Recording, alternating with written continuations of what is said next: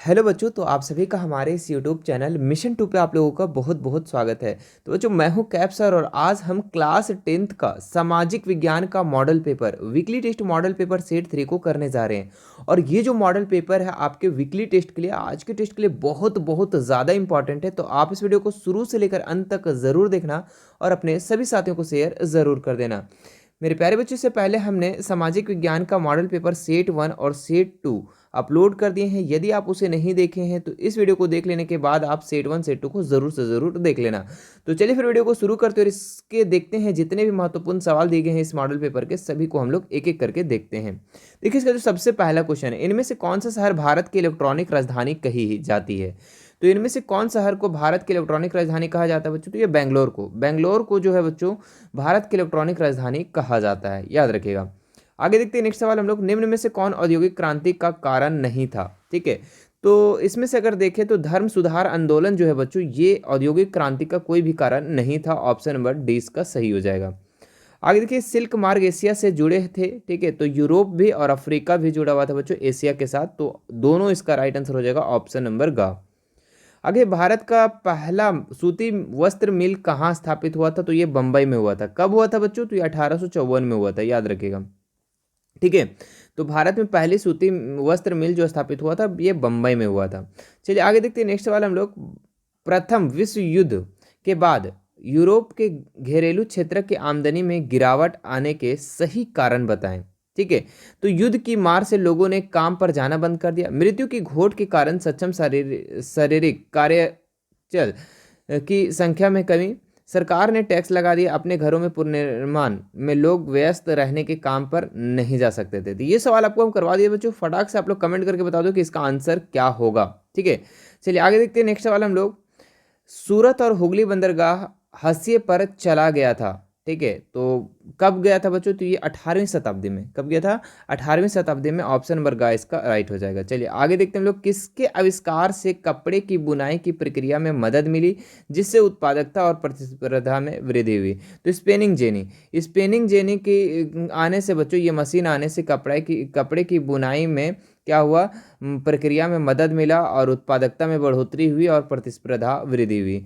चलिए आगे देखते हैं नेक्स्ट सवाल हम लोग, भिलाई इस्पात कारखाना किस राज्य में? तो भिलाई इस्पात कारखाना जो है बच्चों, ये आपका छत्तीसगढ़ में है, याद रखिएगा। ऑप्शन नंबर ए इसका राइट हो जाएगा। आगे देखिए, इनमें से कौन पारंपरिक ऊर्जा का स्रोत नहीं है? तो इसमें अगर देखें बच्चों, तो हाइड्रो एनर्जी जो है ये आपका पारंपरिक ऊर्जा का स्रोत नहीं है। चलिए आगे देखते हैं नेक्स्ट सवाल हम लोग, इंग्लैंड जो कि आपके सब्जेक्टिव है, इंग्लैंड के सबसे फलते फूलते दो उद्योग कौन कौन से थे? ठीक है, तो सूती उद्योग और कपास उद्योग, इंग्लैंड के दो फलते फूलते जो उद्योग थे ये सूती उद्योग और कपास उद्योग थे। जीवाश्म ईंधन का एक उदाहरण दे, तो जीवाश्म ईंधन आपका कोयला हो जाएगा, पेट्रोलियम हो जाएगा। तो दो उदाहरण दे दिया, आपको एक देना है। नए युग का प्रतीक किसे माना जाता है? काफी इंपॉर्टेंट सवाल है बच्चों। तो नए युग का प्रतीक जो माना जाता है ये कपास को माना जाता है। किसको? कपास को, याद रखिएगा। नए युग का प्रतीक कपास को माना जाता है।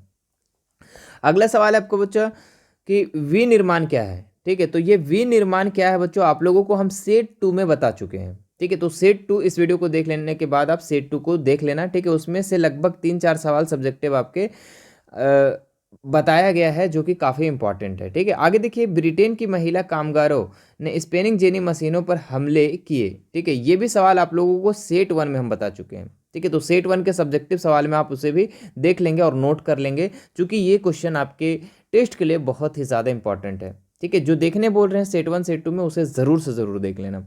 आगे देखते हैं नेक्स्ट सवाल। ठीक है, जो कि काफ़ी इंपॉर्टेंट सवाल है, मतलब कि वेरी वेरी इंपॉर्टेंट, जो कि आपके वीकली टेस्ट के लिए तो है ही, ठीक है, लेकिन फाइनल के लिए भी इंपॉर्टेंट है, तो इसलिए इसको एकदम 110% याद कर लो। पहले विश्व युद्ध के समय भारत का औद्योगिक उत्पादन क्यों बढ़ा? ठीक है, तो पहले विश्व युद्ध के समय भारत का औद्योगिक उत्पादन क्यों बढ़ा, इसके कारण दिए जाते हैं। तो इनमें प्रमुख निम्नांकित हैं। क्या क्या है देखिए, प्रथम विश्व युद्ध कब से कब हुआ था? तो 1914 से लेके 1918 तक हुआ था। ठीक है, क्या हुआ था? प्रथम विश्व युद्ध। ठीक है, और इसी समय जो हुआ था कि ब्रिटेन में ऐसे उलझ गया कि उसका ध्यान अपने बचाव में लग गया, वह भारत में अपने माल का निर्यात ना कर सका। ठीक है, जिसके कारण भारत में माल का निर्यात ना कर सका, जिसके कारण भारत के उद्योग के पनपने का सुअवसर प्राप्त हो गया।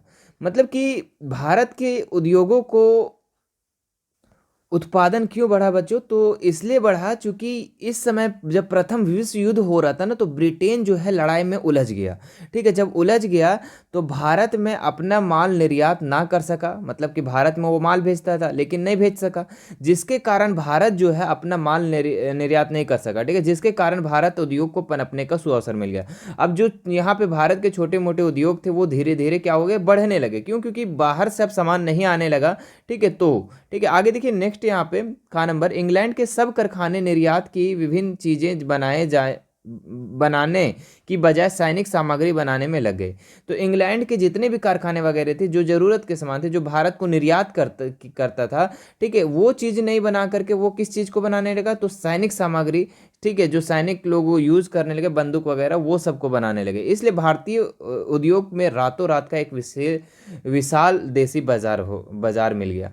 मतलब कि बच्चों की उद्योग क्यों बढ़ा है ना, उद्योग जो है क्यों बढ़ा हमारे भारत पे? तो इसलिए बढ़ा है चूंकि सारा जो निर्यात करता था बाहर के देश लोग, जो दूसरे देश से हमारे देश में जो सामान आते थे वो अब बंद हो गया था। जब बंद हो गया तो यहाँ के जो छोटे मोटे उद्योग थे, बड़े बड़े उद्योग थे, जो भी उद्योग थे, ठीक है, वो क्या हुआ, धीरे धीरे रातों रात एक विशाल देश बन गया, मतलब विशाल देश का बाजार मिल गया। ठीक है, आगे देखिए, एक विशाल देशी बाजार मिलने के अतिरिक्त भारतीय उद्योगों को जब सरकारी सामग्री बनाने में लग गई, इसलिए भारतीय उद्योग को जब सरकार द्वारा अभी अनेक चीजें जैसे फौज के लिए वर्दी, बूट आदि, रेंट टेंट आदि बनाने में, मतलब कि एक और चीज मिल गया कि उद्योग वाले लोगों को, कि जो भी सरकार उसे दी, क्या दिया कि फौज के लिए वर्दी बनाओ, बूट बनाओ, ठीक है, टेंट आदि बनाओ। ठीक है, तो यहाँ से क्या है कि जो भारत के छोटे मोटे उद्योग जो नहीं चलते थे वो अब चलने लगे थे।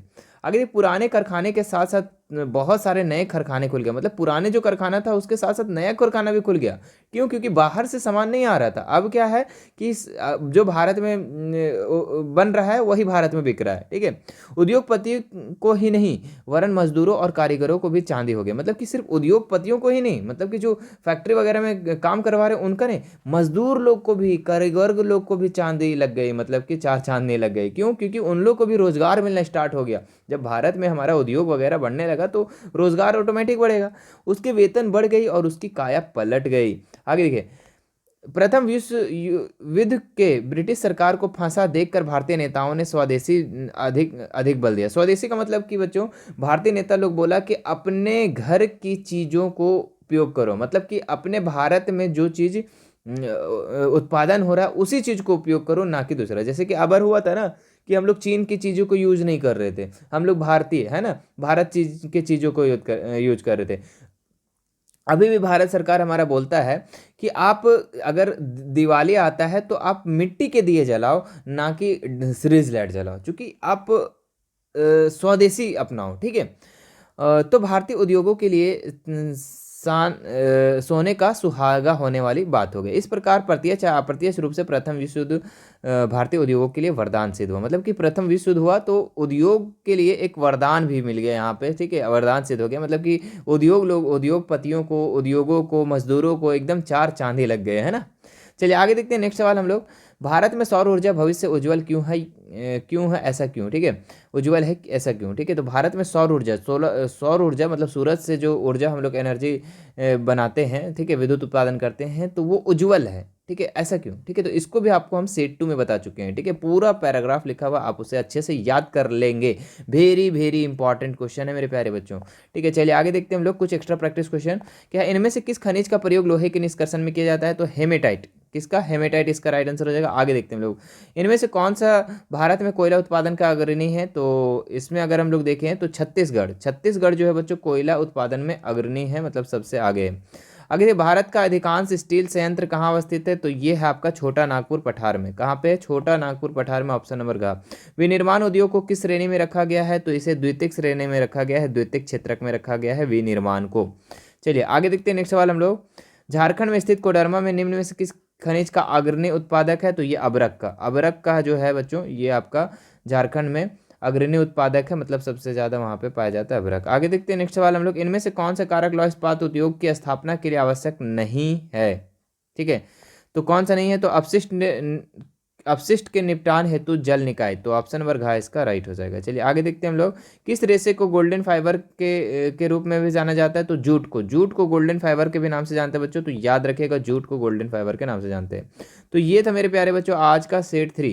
ठीक है, ये क्या था आज का सेट 3। मुझे आशा है कि आपको ये वीडियो पसंद आया, तो हमारे इस वीडियो को लाइक करेंगे, ठीक है, और सभी बच्चों को शेयर जरूर करेंगे। ठीक है, शेयर करने में आप लोग कंजूसी ना करें, शेयर एकदम ज़बरदस्त तरीके से कर दें। ठीक है, और मेरे प्यारे बच्चों अगर आप हमसे बातें करना चाहते हैं, हमसे जुड़ना चाहते हैं, हमारा Instagram, Telegram, WhatsApp group, WhatsApp channel का सारों सोशल मीडिया का लिंक मैं डिस्क्रिप्शन में दे दिया, वहाँ से आप हमसे ऐड हो सकते हैं और बेझिझक हमसे कोई भी सवाल कर सकते हैं। ठीक है, और मेरे प्यारे बच्चों अगर हमारे चैनल पे फर्स्ट बार आए हो तो सब्सक्राइब जरूर कर लेंगे। ठीक है, और घंटी का बटन को भी ज़रूर से ज़रूर दबा लेंगे, ताकि मेरी नई वीडियो जैसे आए तो आपके पास नोटिफिकेशन चला जाए, हमारी पल पल की अपडेट आपको मिलती रहे। चलिए फिर मिलते हैं नेक्स्ट वीडियो में। Thank you so much.